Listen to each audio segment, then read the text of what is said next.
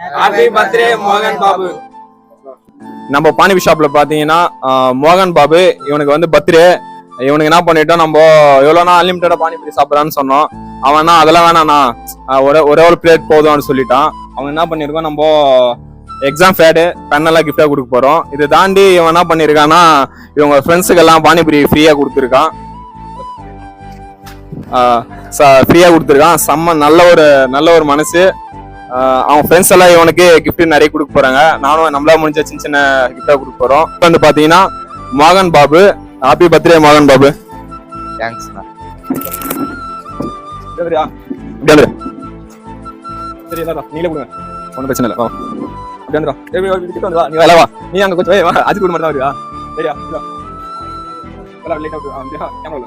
ரெடியா? Ready 1 2 3. Happy birthday மோகன் பாபு. சரி அப்படியே இருங்க. பொங்கலாம் பார்க்காதவா, நம்ம பார்த்துக்கலாம். ரெடியா? ஓகே, அவ்வளோ சீக்கிரம் தான்.